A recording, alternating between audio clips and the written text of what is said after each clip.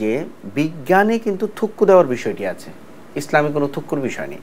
ব্রেইনের বিষয়টাকে বিজ্ঞান যেভাবে কল্পনা করে, ইসলাম আরো এক স্টেপ এগিয়ে বলে না, ব্রেইন সবকিছু করে না, হৃদয় দিয়ে মানুষ কি করে সব। এর উপরে আরেক স্তর হচ্ছে হাইওয়ানাত।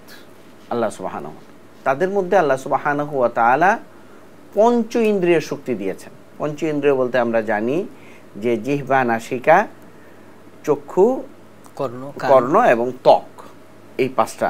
জি জি। তো আমাদের যে হাইওয়ানগুলো আছে একেবারে মাছ থেকে শুরু করে প্রত্যেকের মধ্যে আল্লাহ সুবহানাহু ওয়া তাআলা এই পঞ্চ ইন্দ্রিয়ের ক্ষমতা দিয়েছেন, এবং পঞ্চ ইন্দ্রিয়ের কারণেই মানুষের মধ্যে ভোগের মানসিকতা তৈরি হয়।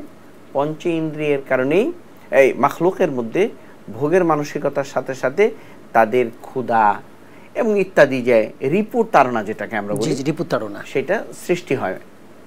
তো এইটা আল্লাহ সুবহানাহু ওয়া তাআলা তাদেরকে যেহেতু মেধা দেননি, ব্রেন দেননি আল্লাহ সুবহানাহু ওয়া তাআলা, এই কারণে তাদেরকে যাচ্ছা তাই ব্যবহারের আল্লাহ সুবহানাহু ওয়া তাআলা সুযোগ দিয়ে দিয়েছে। তোমরা ব্যবহার করবে, কিন্তু আখিরাতে তোমাদের কোনো এটার কোনো ফলাফল নাই, তোমরা পাবে না কিছু। প্রতিদিনের পুষ্টির চাহিদা পূরণে পরিপূর্ণ আস্থায় আরডি ইউএইচটি মিল্ক, ভালোবাসার বিশুদ্ধতায়। আল্লাহ সুবহানাহু ওয়া তাআলার চতুর্থ স্তরের সৃষ্টি হচ্ছে মানুষ, ইনসান এবং জিন্নাত, যেটা তো এদেরকে আল্লাহ সুবহানাহু ওয়া তাআলা পঞ্চ ইন্দ্রিয়ের পরে একটা ক্ষমতা দিয়েছেন, সেটা হচ্ছে ব্রেইন, এবং যেটাকে আমরা অনেক সময় কুওয়াত কালবিও বলি, যে হৃদয়ের এক শক্তি আল্লাহ সুবহানাহু ওয়া তাআলা দিয়েছেন। কারণ আজকে বিজ্ঞান এইটা প্রমাণ করতে চায় যে সবকিছু মানুষ ব্রেইন দিয়ে নির্ণয় করে।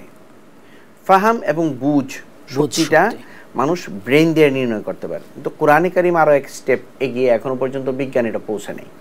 এবং বিজ্ঞানের সাথে যখন কোরআনের কোনো সংঘর্ষ হয়, জি জি, তখন উসুল হচ্ছে, এটা একটা প্রিন্সিপাল, যে তখন আমাদের কোরআনে কারীমকে প্রাধান্য দিতে হবে, বুঝতে হবে যে আমার ব্রেইন এই পর্যন্ত পৌঁছে নেই। এর একটা উদাহরণ দেখেন, যে বিজ্ঞানে কিন্তু থুক্কু দেওয়ার বিষয়টি আছে, ইসলামে কোনো থুক্কুর বিষয় নেই। আজ থেকে 50 বছর আগে চিন্তা করেন যে মানুষের যদি জ্বর হতো, তাহলে ডাক্তাররা বলতেন ভাত না খাওয়ার জন্য। এখন এটা প্রমাণিত হয়েছে যে না, যে ইচ্ছা তা খেতে পারবে। আমি শুনেছি যে আমাদের বাপদাদাদের আমলে কারো যদি ডায়রিয়া হতো, তাহলে তাকে পানি খেতে দিত না, যে পানি বের হয়ে যাচ্ছে, আরো পানি খাবে তো আরো বের হবে। তো দেখা যেত যে মহামারী আকার ধারণ করেছে।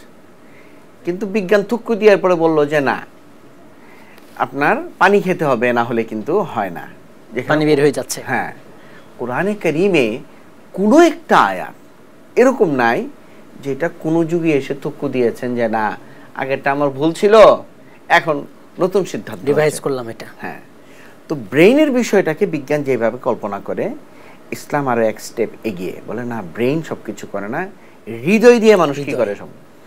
আমরা দেখি যে কাফেরদের সম্পর্কে আল্লাহ সুবহানাহু ওয়া তাআলা বলছেন যে লাহুম কুলুবুন লা ইয়াফকাহুনা বিহা, তাদের হৃদয় আছে কিন্তু তারা বুঝতে পারে না। তো হৃদয়ে সমঝের বিষয়টি, মানুষের কোনো জিনিসকে আত্মস্থ করা, কোনো জিনিসটি চিন্তা করা, এই বিষয়টিকে আমরা ব্রেনের সাথে যেভাবে সীমাবদ্ধ করি, কোরআন আরো এক স্টেপ এগিয়ে বলে হৃদয় দিয়ে আসলে অনুভব করার। এবং কোরআনের অনেক কিছু এখন আবিষ্কার হয়নি, সামনে অগ্রসর হবে, আবিষ্কার হবে। জি জি, কিন্তু আমাদের বিশ্বাস করতে হবে।